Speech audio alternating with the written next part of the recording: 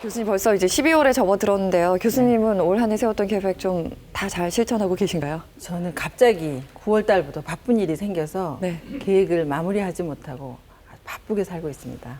그러시군요. 저도 지금 반도 못 지킨 것 같아서 질문 드리면서도 마음이 좀 불편한데요.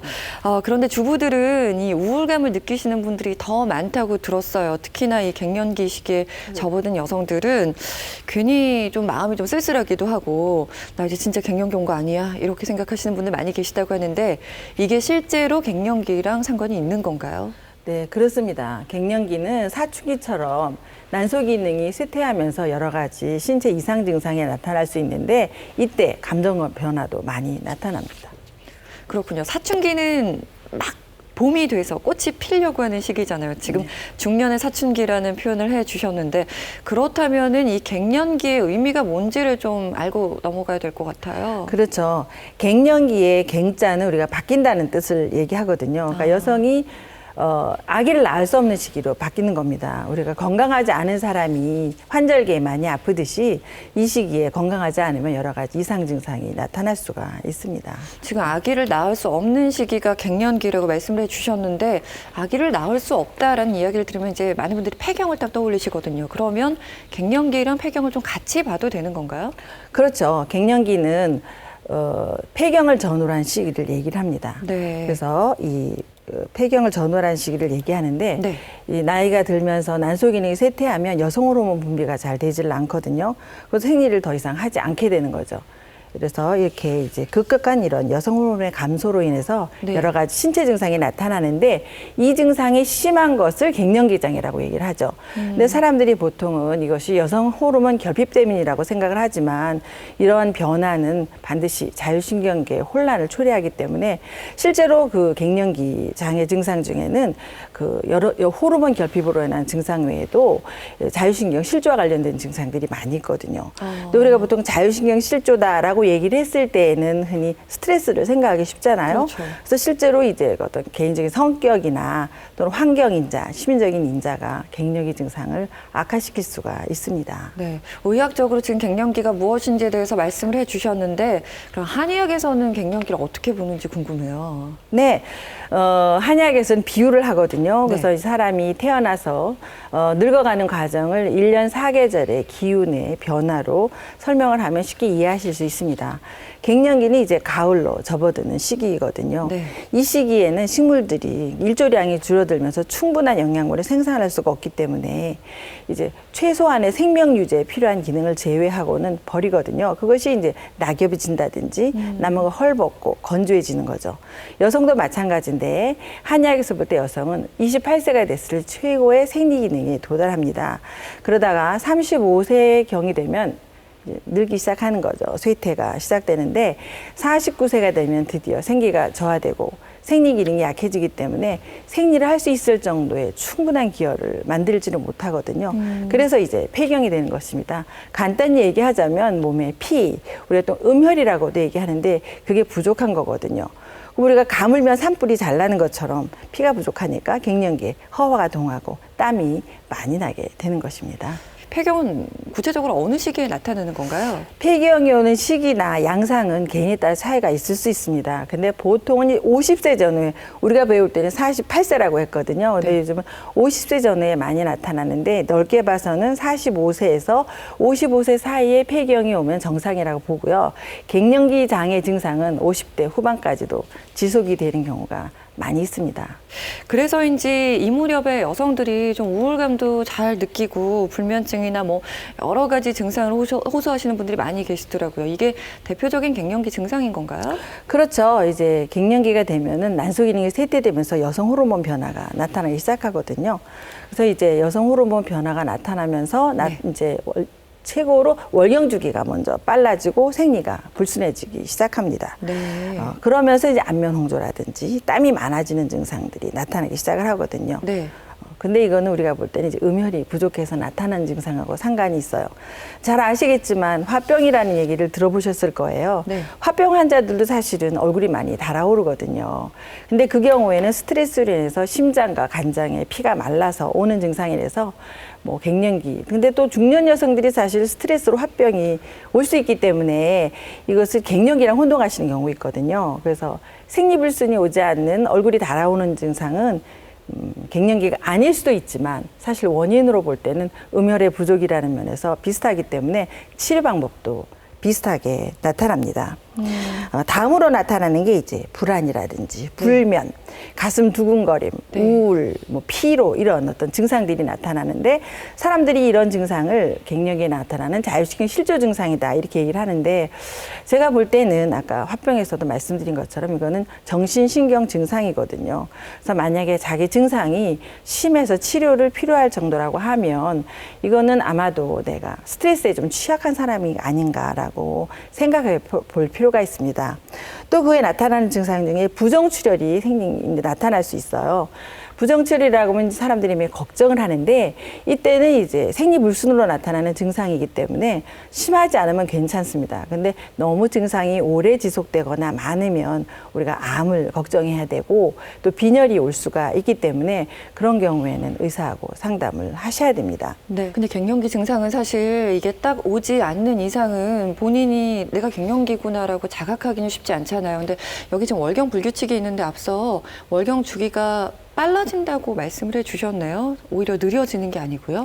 초기에는 이제 월경이는 양상은 달라요. 개인마다 다른데 가장 전형적인 증상은 생리주기가 빨라지기 시작하는 건데요. 실제로 보시면 많이 다르더라고요. 일단 월경불순이다 이렇게 생각하시면 될 것 같아요. 그렇군요. 네. 지금 갱년기에 여러 가지 증상을 짚어주셨는데 뭐 여러 가지 증상도 문제가 되지만 이외에도 몸에 문제가 생기는 경우가 있다고 들었어요. 어떤 경우인가요? 그러니까 이제 시간이 지나감에 따라서 여성 호르몬의 부족이 자궁이라든지 질 또는 요로와 같은 비뇨생식기에 영향을 주거든요. 네. 그래서 이제 많이 나타날 수 있는 증상이 질건조증이라든지 가려움증 또 부부관계 시 또 아프거나 소변 볼 때 아프고 요실금이라든지 자꾸 요로 감염이 재발하고 이렇게 하거든요. 사람들을 따라서는 이게 이제 안면홍조와 같은 초기 갱년기에도 이런 증상이 나타날 수 있지만 대체적으로 볼 때는 나이가 들고 시간이 지나감에 따라서 빈도도 증가하고 증상도 심해집니다. 근데 이제 이거 외에 제가 사실 호르몬 결핍과 관련돼서 가장 걱정되는 증상은 골다공증입니다.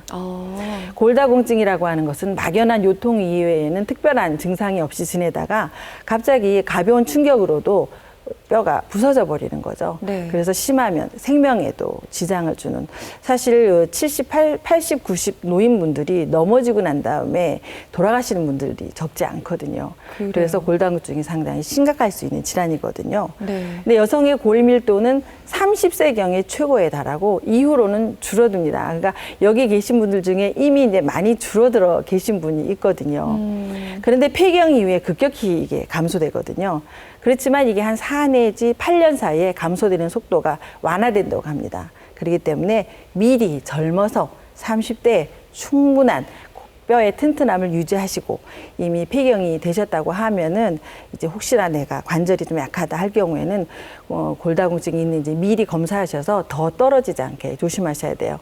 또 하나 말씀드리고 싶은 거는 심혈관계 질환인데 여성들이 이제 폐경이 되고 나면 심혈관계 질환이 많이 생기니까 예전에 이게 호르몬 결핍 때문이라고 생각해서 호르몬 치료를 많이 권유를 했었어요. 네. 근데 연구를 하다 보니까 이제 그런 임상 연구를 통해서 보니까 이런 호르몬 치료가 심혈관계 질환을 예방하기보다는 오히려 부작용이나 이런 우려가 많다는 결과가 나온 것으로 알고 있습니다. 네, 그렇기 때문에 이 갱년기 이 시기를 어떻게 보내느냐가 정말 중요할 것 같은데요. 근데 궁금한 게 갱년기를 이제 지나는 여성들 같은 경우에는 보통 이 시기를 어느 정도로 보나요? 보통은 이제 3년 내지 5년 정도거든요. 네. 근데 개인 차이가 있어서 뭐라고 말씀드릴 수가 없어요. 네. 어떤 분은 사실은 60이 넘어도 갱년기라고 오시는 분들이 있는데 그건 네. 조금 다른 질환이거든요. 네. 화병이라든지 다른 질환이긴 하지만 사실은 원인 관계가 비슷하기 때문에 많이들 그렇게 말씀을 하십니다. 네. 지금 사람마다 다르다고 말씀을 해주셨는데 제가 진짜 이 부분이 궁금해요. 주위에 보면은 갱년기 증상을 심하게 앓는 분들도 계시는가 하면 그냥 자연스럽게 넘기시는 분들이 계시거든요. 네. 이게 어떤 차이가 있는지 궁금해요. 어떤 좀 체질의 차이가 있는 건가요? 보통 이제 사상 체질이 있거든요. 네. 사상 체질이라고 하는 것은 사실은 그거 나이 중년 이후에 특히 중년 이후에는 건강 유지에서 자신의 체질을 아는 게 중요하긴 한데 이것은 특히 어떤 체질이 건강하다는 의미는 아닙니다. 결국 체질에 따라서 질병이 오는 원인이 틀리고 그다음에 생활 규칙이 틀립니다. 그래서 어떤 다른 원인으로라도 자기가 지금 말씀드린 것처럼 음혈이 부족하다든지 화병 상태가 있다면 갱년기가 됐을 때 특히 더 증상이 안면 홍조가 심할 수도 있고 다른 이상 증상이 많이 나타날 수가 있습니다. 사상 체질 의학은 우리가 조선 말기에 태양인 이재마 드라마도 보셨을 건데 그렇죠. 동무 이재마 선생님이 제창한 순수한 한국의 의학 이론이거든요. 거기서는 인체를 이제 태음인, 태양인, 소양인, 태음인, 소음인 이게 네 체질로 구분을 합니다. 네, 이 표를 보시면 여기 보면 태양인 체질 모습이 틀리죠. 태양인은 위에가 발달했고, 네. 그 다음에 소양인은 위에는 발달했지만 이 허리가 하지만 조금 약간 차이가 있고요. 여기 보면 그에 따른 성격, 많이 오는 질환. 예, 다 다릅니다. 네. 그 뒤에 보면 태음인이 이제 하체와 허리가 많이 발달했고, 사실 이건 좀 과장돼서 있지만 소음인은 가장 몸매가 예쁠 수 있는 그런 체질이거든요. 아, 그래요? 예, 이걸 좀 과장해서 그렸네요. 네. 성격이 역시 틀립니다. 성격이 틀리고. 예, 이렇게 틀리니까 이걸 보시면 알겠지만 이런 체질에 따라서 외형, 얼굴 모양, 체형 그런 차이가 있습니다. 아, 그럼 딱 보면 아세요? 전형적인 경우는 제가 볼 때는 우스갯소리로 네. 가방만 들고 한의과 대학 6년 다닌 사람이 보면 알 수 있는 체질이 있고요. 네. 어떤 경우는 전문가가 봐도 감별이 어려워서 오랫동안 약을 쓰면서 관리를 해야 되는 그런 사람도 있어서 제가 볼 때는 체질 진단율이 한 70% 정도 되면 성공적이라고 생각을 합니다. 그렇군요. 체질 진단은 그래서 우리가 보면 뭐 여러 가지 진단법이 있지만 네. 이렇게 이 사람의 체형, 얼굴의 특성, 심성 많이 오는 질환 이런 것들을 다 종합을 해서 진찰을 해야 되는 이런 겁니다. 그래서 이제 우리가 보면 이렇게 체질에 따라서 이런 음혈의 부족이 오는 원인을 다시 한번 설명을 드리면 네. 사실은 소음인은 가장 약한 체질이에요. 약한 체질이지만 요즘은 생활 환경이 좋아지고 과로를 안 하기 때문에 상대적으로 소음인이 건강하고 옛날에 건강했던 태음인 체질이 너무 과식으로 인해서 성인병에 노출되는 시대적인 변화가 있기는 한데요. 네. 어려서부터 입끝이 짧고 밥을 잘 안 먹고 몸이 마르고 이런 사람들은 몸이 약한 소음인일 확률이 많은데 그렇군요. 기본적으로 기혈이 부족하고 네. 이런 분들은 갱년기가 됐을 때 좀 힘들게 지나실 수 있습니다. 반면 이제 소양인들은 굉장히 활동적이고 아주 그 폐기 발랄한 사람들이거든요. 이런 사람들은 사실 과사용이 문제입니다. 과로나 굉장히 과사용. 활동적이신. 잠도 안 자요. 잠을 하루에 한 5시간 이렇게 자고 네. 언제나 접을 줄 알고 계속 일을 하다가 보니까 나중에 갱년기에 자궁에 피가 부족해서 갱년기 장애가 오시는 분들. 이런 분들은 오히려 좀 잘 쉬셔야 되겠군요. 그렇죠. 이런 분들한테는 제가 꼭 6시간 이상 주무세요. 이렇게 꼭 얘기를 꼭 합니다. 그렇군요. 네. 예. 근데 또 잠이 부족하기 때문에 자고 싶어도 잠이 잘 안 오죠. 나이가 들면. 오히려 불면이. 그렇죠, 네. 그렇죠. 그 다음에 이제 태음인 같은 경우는 원래 건강한 체질이거든요. 건강한 체질인데 이제 날씬하려고 다이어트를 무리하게 했다거나 이래가지고 피가 부족해지는 경우가 있어요. 태양인은 사실 10,000명에 2~3명 정도라고 하거든요. 태양인 갱년기장애 환자가 오는 거를 제가 본 적이 별로 없습니다. 그러니까 태양인에 대한 자료가 많지가 않습니다. 네. 특징적인 질환이 아니고요. 네. 이거 외에도 이제 소양인이나 태음인들은 되게 화가 많은 체질이에요. 그래서 스트레스를 받으면 화가 많이 쌓이거든요. 그래서 이 화가 몸에 있는 물기를 말려서 음혈이나 피가 부족해지는 경우가 있거든요. 이런 경우에는 음혈을 보호하는 것보다는 화를 내리는 치료를 해야 됩니다. 그럼 이 체질에 따라서 나타나는 증상도 좀 다른가요? 체질에 따라서 나타나는 증상은 제가 한번 연구를 한 적이 있어요. 2013년에 네. 증상의 차이는 없습니다.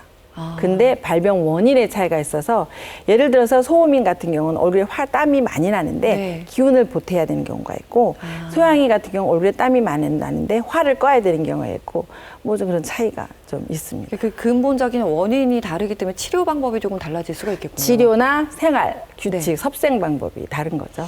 그렇군요. 지금 말씀 중에 스트레스랑 화병에 대해서 지금 계속 언급을 해주고 계시거든요. 근데 이제 주위에 보면은 특히나 스트레스를 좀 잘 받으시는 분들이 계세요. 이런 분들은 갱년기 이 시기를 보내시기가 조금 더 힘드신 건가요? 제가 볼 때는 이제 스트레스를 받는 분들한테 꼭 하는 말이 있는데 네. 남편이나 자식이 스트레스를 주는 게 아니고 내가 스트레스에 취약하다 꼭 이렇게 그걸 자각을 하셔야 되는데 왜냐하면 남편이나 자식이 나를 위해서 바뀌지는 않습니다. 그래서 내가 건강하려면 내가 성격이 변화해야 되는데 바뀌는 게 쉽지가 않고요. 이런 분들이 갱년기 장애뿐이 아닙니다. 생리통이라든지 뭐 임신이 어렵다든지 많이 아프십니다. 바뀌지 않는데 왜 이렇게 바꾸고 싶은지 모르겠어요. 그래서 이제 바꾸게 하는 방법은 좋은 방법. 제가 전에는 바꾸게 하려고 했어요. 근데 네. 바꾸는 건 어렵습니다. 그거 자체가 스트레스가 되거든요. 그렇죠. 그래서 중용으로 가라. 이렇게. 아, 도 닦는 것부터 먼저 해야 될 것 또 같아요. 운동을 네. 하면서 스트레스를 풀거나 자꾸 중용으로 가도록 이렇게 제가 조언을 하고 있습니다. 마음을 좀 다스릴 수 있도록. 그렇죠, 네, 그렇죠. 그래요. 아, 근데 이렇게 참 잘 참아서 이게 스트레스가 해소가 되면 좋은데 이게 오히려 더 큰 화병이나 아니면 다른 어떤 또 위험으로까지 이어질 수 있지 않을까요? 네, 그래서 기질이 강하고 성격이 급한 사람들 같은 경우에는 스트레스 받으면 화가 쌓이고 또 이제 여리고 소심한 사람은 스트레스 받으면 가슴이 갑갑하고 두근거리는데 그것도 이제 심장에 우리가 한방에서 볼 때 심장에 피가 마른다 이렇게 생각을 하거든요. 그렇지만 이제 갱년기라고 하는 건 생리적인 현상이거든요. 그렇기 때문에 자기가 건강하게 생활을 유지할 수 있으면 반드시 치료가 필요한 것은 아닙니다. 그런데 우리가 살기가 좋아졌잖아요. 그래서 기대 수명이 높아졌어요. 그래서 폐경 이후에 30년 이상을 더 사시는 분들이 많거든요. 그렇죠. 근데 이제 폐경이 되면서 이제 관절염이라든지 뭐 고혈압이라든지 고지혈증이라든지 노인성 질환이 많이 생깁니다. 그래서 제가 생각하기에는 되도록이면 더 건강한 상태에서 노년을 맞이하셔야 된다고 생각을 합니다. 근데 만약에 이제 갱년기 증상이 아주 심하신 분들 같은 경우에는 자기가 너무 괴로우니까 치료를 받지 않을 수가 없어요. 그러니까 그런 분들은 차치하고 증상이 좀 애매하신 경우에 자기가 참는다고 참는데 자기가 나중에 알고 보니까 뭐 음혈이 많이 부족했거나 또는 화가 많은 분이셨어요. 그러니까 빨리 적절히 치료하지 않는 경우에는 증상이 심해지거나 화병이 돼가지고 나중에 치료하는데 애를 많이 먹는 경우가 있습니다. 그렇습니다. 말씀해 주신 것처럼 대다수의 여성들이 이 갱년기 시기를 보내게 되는데 치료의 필요성을 아는 분들이 절반이 안 된다고 합니다. 그렇기 때문에 증상이 조금 심하신 분들은 병원에 가셔서 꼭 치료를 받으시는 게 중요할 것 같아요. 앞서 말씀드린 것처럼 봄, 여름이라는 시기는 누구에게나 주어져 있는 시기이기 때문에 잘 보낼 수 있지만 가을, 겨울은 여러분이 어떻게 지내시냐에 따라서 더 오래 사실 수도 있고 그 생활의 질이 또 달라질 수 있는 거거든요. 네, 근데 갱년기 증상을 좀 잘 넘기시는 분들 같은 경우는 별 상관이 없겠지만 이 증상을 좀 참기 힘들어 하신 분들은 고통이 굉장히 심하신가 봐요. 제일 이제 병원을 찾는 게 안면홍조거든요. 네. 근데 실제로 안면홍조는 한 90% 정도에서 있다 그래요. 근데 이제 보고에 따라 다르지만 한 15 내지 20% 정도는 병원에 치료를 받을 정도로 심하고요. 네. 하나도 없기는 어려운 것 같아요. 그래요. 근데 우리는 이제 한방병원이다 보니까 갱년, 안면홍조 외에도 냉증으로 오시는 분들도 상당히 많습니다. 근데 안면 홍조가 궁금한 게 이게 그냥 얼굴이 붉어져서 어떤 외적인 변화 때문에 오시는 건가요? 아니면 진짜 홍조가 띄기까지 그 화끈거림이 심해서 오시는 건가요? 그러니까 이게 안면홍조라고 하는 게 보통 스트레스를 그러니까 화병은 스트레스를 받으면 얼굴이 달아오르거든요. 네. 근데 갱년기에는 그거랑 상관없이 갑자기 얼굴이 너무 붉어져서 사람들 대인관계가 힘들 정도로. 그래서 우리가 보통 안면홍조에 대한 일기를 쓰게 하거든요. 하루에 몇 번 나타나느냐, 네. 얼마나 심하게 경하냐, 중하냐, 심하냐 해서 뭐 중등도, 심도 이렇게 해가지고 안면홍조 일기를 쓰게 하거든요. 일상 겪어보신 분들은 아는데 대인관계가 불편하기 때문에 치료를 필요로 하죠. 그러니까 외적으로도 많은 변화가 나타나게 그렇죠. 되는 거군요. 네네. 그래요. 지금 안면홍조와 냉증에 대해서 가장 많이 호소하신다고 말씀을 해주셨는데 병원에서 어떻게 갱년기 진단을 내리는지 궁금해요. 보통 이제 그 갱년 폐경인지 아닌지 궁금해서 호르몬 검사 하시고 싶어 하는 분이 계세요. 네, 네. 제가 볼 때는 어차피 45세가 넘으면 폐경이 되는 거기 때문에 호르몬 검사가 필요하다고 생각하지는 않습니다. 아까 말씀드린 것처럼 근데 그쯤 돼서 관절에 문제가 있는 분들, 뼈가 시큰거리는 분들은 골다공증 여부는 해야 되거든요. 그래서 제가 의뢰를 합니다. 골밀도 검사요? 골밀도 검사를 하셔야 되죠. 근데 이제 많은 분들이 보통은 자궁암 검사라든지 무슨 혈액 검사라든지 하고 오시거든요. 그래서 저는 이제 보통은 그 사람의 생체 기능, 생리 기능이 얼마나 활성화되어 있는지를 보기 위한 몇 가지 한방 검사를 하면서 한약적으로 그 사람들의 이 생리적 활성도를 측정을 하거든요. 네. 그 검사 방법을 보면 이제 맨 처음에 보면 여기 요즘은 옛날에 손으로 맥을 졌는데 이 기계로 맥을 그래요? 네, 하는 기계가 있고요. 네. 여기에 보면 이제 정상, 비정상이 나오는데 이 부분은 맥이 정상보다 많이 끌다란 끈적끈적한 이제 양상을 보이겠습니다. 옆에는 체성분 검사인데 이게 지금 이제 사실은 중년이 돼서 오는 중에 하나가 복부 비만 문제가 되는데 그거보다는 지금 이번 보면은 골밀도 근육량이 너무 떨어져 있고 하체가 약하거든요. 이분 운동 너무 안 하신 것 같아요. 네. 골다공증 염려됩니다. 지금이라도 운동하시면 괜찮아지시는 거죠? 이런 정도가 돼서 나이가 들면요. 운동을 하면 오히려 운동을 견딜 만한 힘이 안 될 수 있어서 이건 잘 지도를 받으면서 운동을 하셔야 돼요. 효과적인 그렇군요. 운동을 하셔야 됩니다. 네. 또 이제 이게 보면은 이제 생체 전기 자율반응 검사라는 게 있는데 요 검사를 하면은 우리가 인체의 자율조정, 우리가 자율신경계통에 얘기한 것처럼 자율조정 기능을 측정을 하거든요. 이분은 지금 정상보다 좀 떨어져 있긴 하지만 이 어떤 분들은 아예 이게 더 저하돼서 안 되는 분들도 있고요. 요거 좀 빨갛고 파랗고 노랗고 나오는데 이것은 이제 그 사람의 어떤 한약적 건강도를 설문지로 검사하는 방법인데 이분은 굉장히 많이 안 좋은 분들이에요. 이제 이런 검사들을 하고요. 경우에 따라서는 사상 체질 검사도 하고 있습니다. 정말 다양한 검사를 시행하셔서 네. 갱년기인지 아닌지 이제 진단을 내리시는 것 같은데 앞서 그 호르몬 그 부분을 체크를 굳이 안 해봐도 된다고 말씀을 하셨는데 여성 호르몬 이야기를 안 해볼 수가 없을 것 같아요. 이 갱년기 증상을 앓고 계신 분들은 호르몬제 투여를 하기를 또 원하시거든요. 이게 그렇죠. 근본적인 좀 치료 방법이 될 수 있을까요?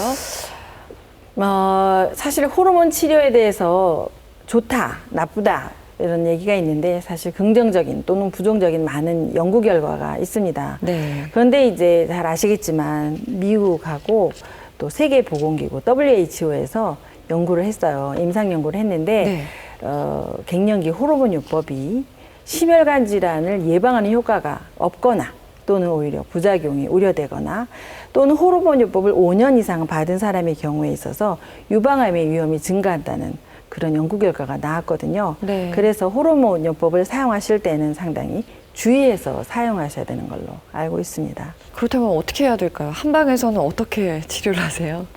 이제 한방에서는 먼저 갱년기로 오시면 갱년기 증상이 얼마나 심한지 하는 설문조사가 있습니다. 설문조사를 하고 아까 말씀드린 어떤 한방적인 진단 결과 건강에 큰 문제가 없으면 보통 이제 그 침이라든지 또 보험, 의료보험이 되는 엑기스 약제가 갱년기에 좋은 약제가 있거든요. 네. 그런 치료를 하게 되는데 보통 뭐 한 8주에서 12주 정도를 한 치료기간으로 치료를 하고 있습니다.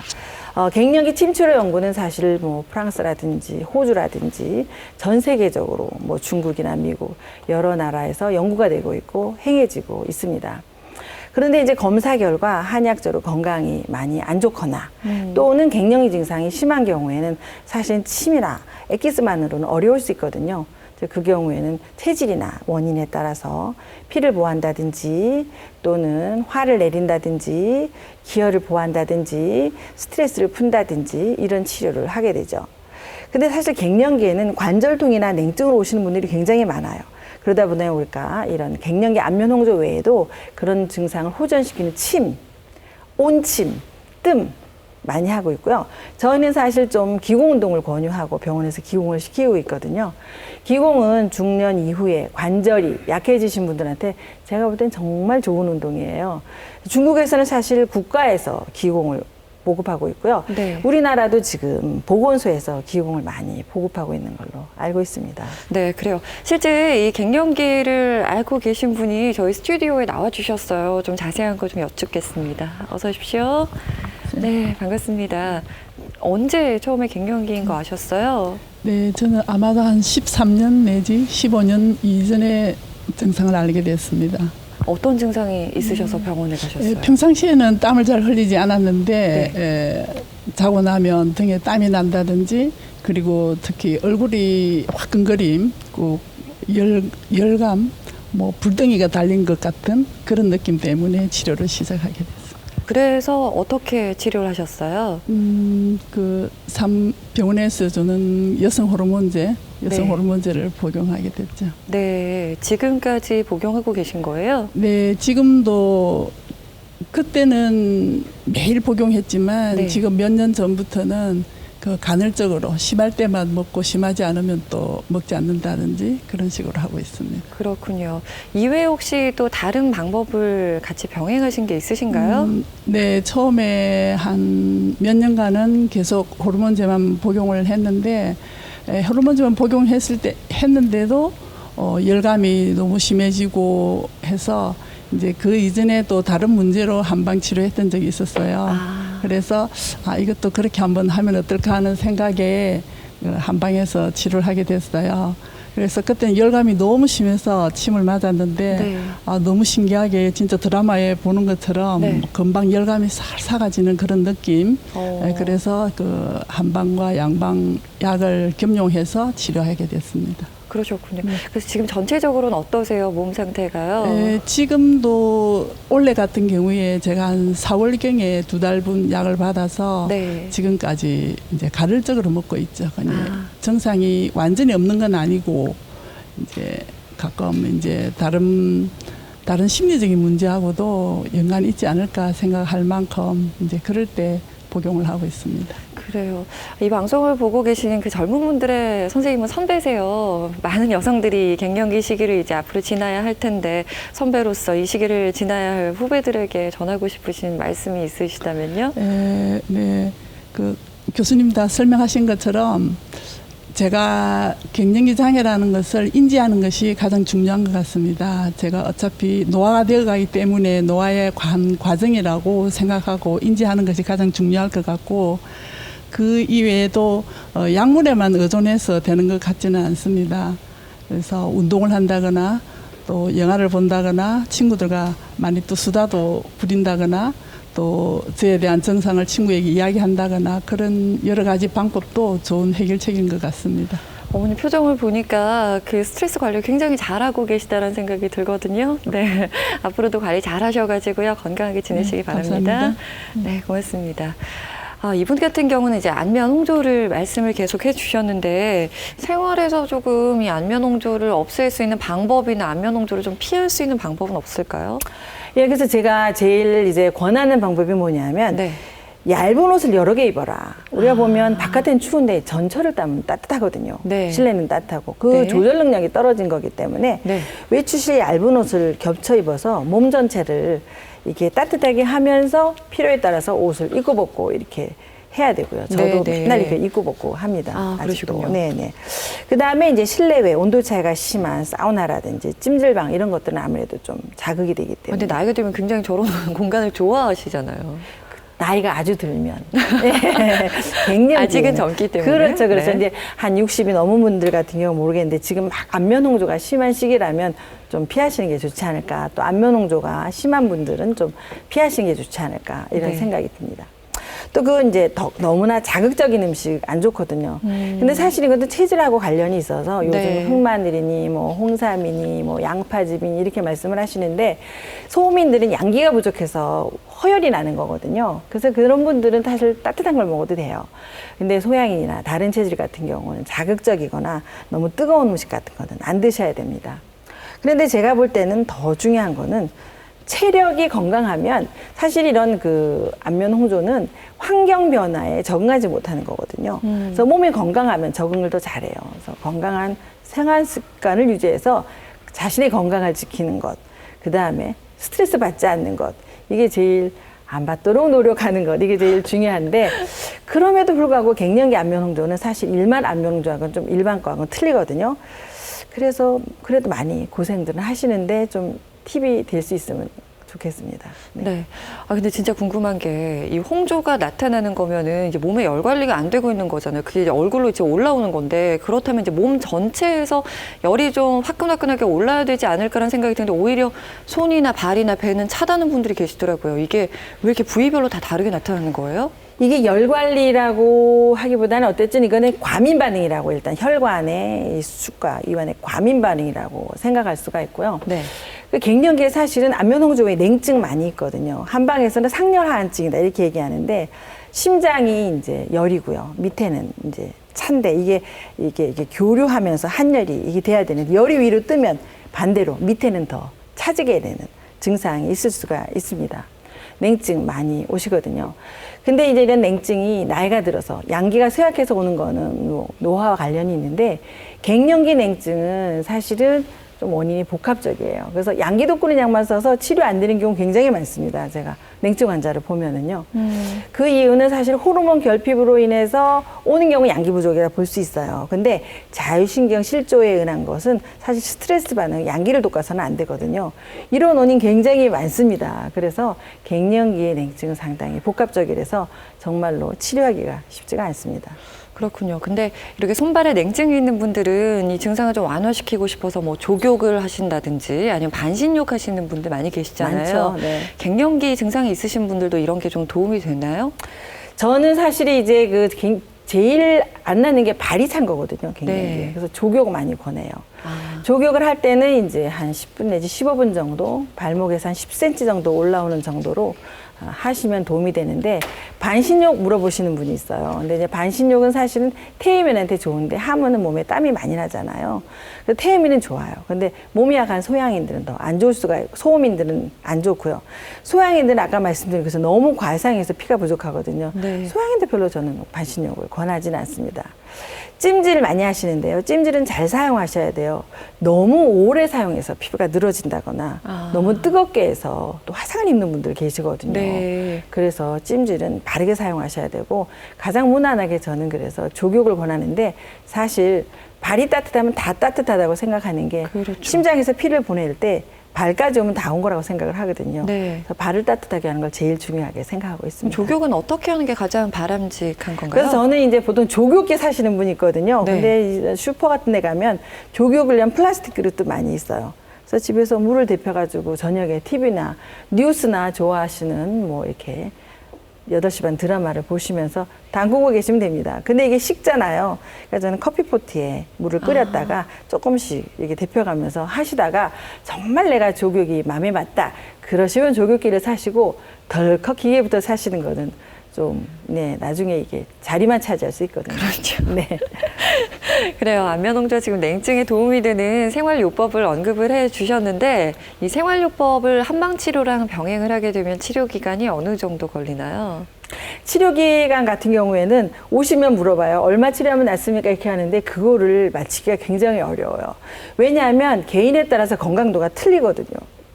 그렇죠. 그래서 특별히 우리가 건강에 문제가 없는 경우는 뭐 침은 대개 이제 8주에서 12주를 한 치료 과정으로 하거든요.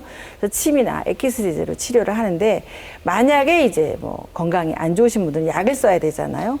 약을 쓸 경우에는 제가 볼 때는 한 3주에서 3개월 정도 말씀을 드리는데요. 사실은 3주를 말씀드리는 이유는 3주 정도 치료를 해보면 이분들이 어느 정도 내 몸이 효과가 있구나, 좋아지는구나 이런 걸 느끼면서 계속 치료를 하게 되고요. 3개월을 말씀드리는 이유는 사실 3개월 후에 그 사람이 바뀌는 건 아니거든요.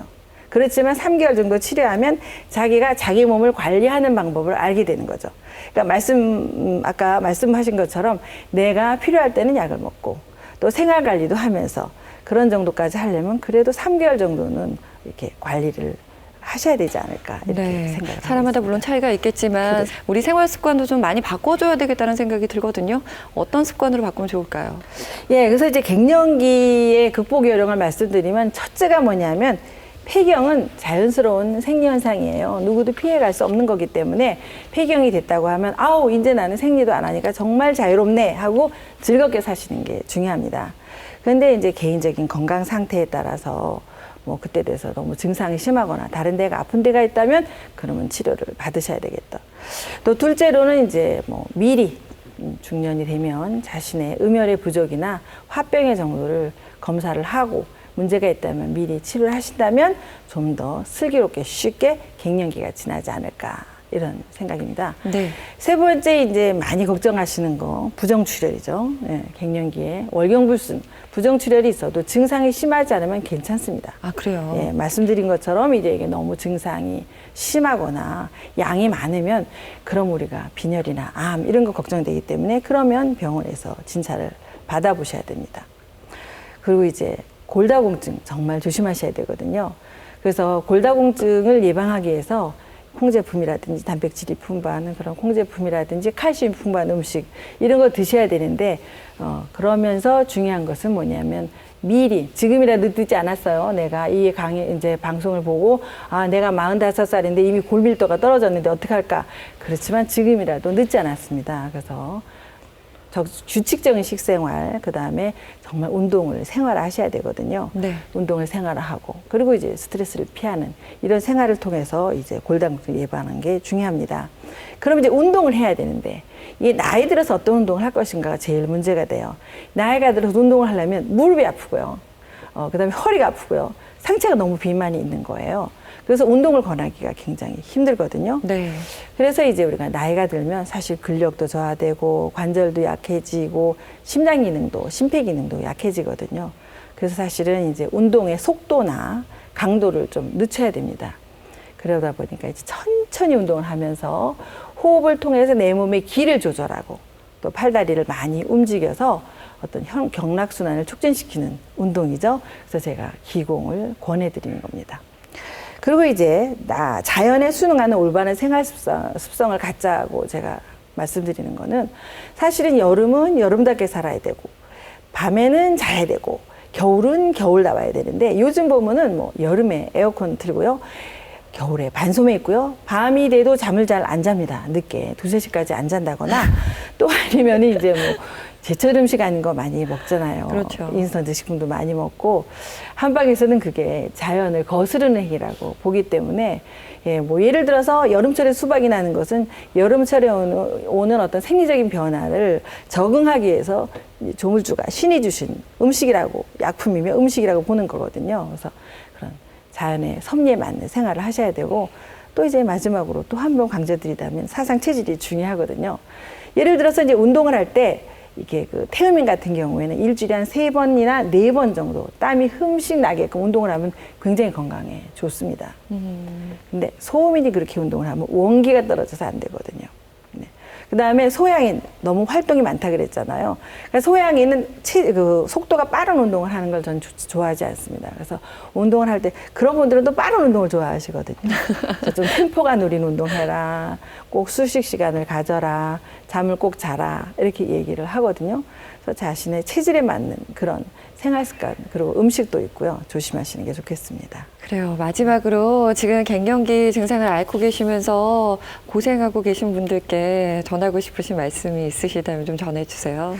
예, 제가 이게 이제 저도 사실은 이제 폐경이 됐는데 사실은 이런 폐경이라는 경험이 유쾌할 수는 없습니다.